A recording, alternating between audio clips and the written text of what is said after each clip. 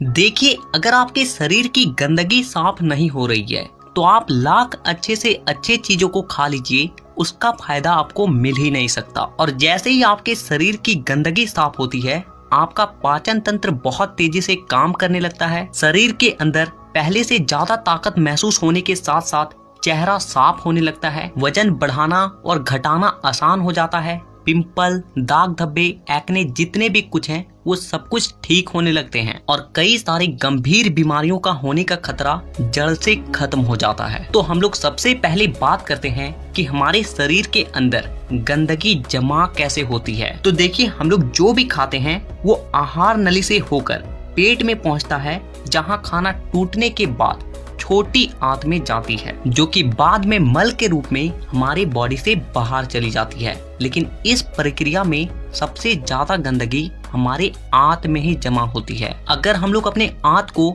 Zoom कर कर देखें तो वो कुछ इस तरह का दिखाई देता है, जिसमें उंगली की तरह दिखने वाली छोटी छोटी उभार होती है, जो कि एक फिल्टर के तरह काम करती है, क्योंकि इन उभार के अंदर नसें होती है जो कि हमारे शरीर के अलग अलग हिस्सों से जुड़ी होती है और इसी नस के जरिए खाने में मौजूद पोषक तत्वों को खींचकर खून में और हमारे शरीर के अलग अलग हिस्सों तक पहुंचाया जाता है। लेकिन जब हम लोग जाने अनजाने में गलत तरीके के खाने का इस्तेमाल करते हैं तो वो हमारे आंतों में चिपकने लगती है और धीरे धीरे दीवार पर एक मोटी परत बनाकर जमा हो जाती है, जिससे कि जब हमारी आंतें खाने में मौजूद पोषक तत्वों को खींचती है तो उसके साथ साथ गंदगी भी हमारे खून में मिल जाती है और फिर शरीर के अलग अलग हिस्सों में जाकर ये गंदगी जमा हो जाती है। जब ये गंदगी खून के जरिए हमारे लीवर तक पहुंचती है तो फैटी लीवर और जॉन्डिस जैसी बीमारियां होती है। जब ये किडनी में जमा होती है तो किडनी स्टोन और फेफड़े में जमा होने से अस्थमा, और जब खून के जरिए दिल तक पहुंचती है तो कोलेस्ट्रोल और हमारी नसों में ब्लॉकेज पैदा होती है। और जब ये गंदगी हमारी स्किन में पहुंचती है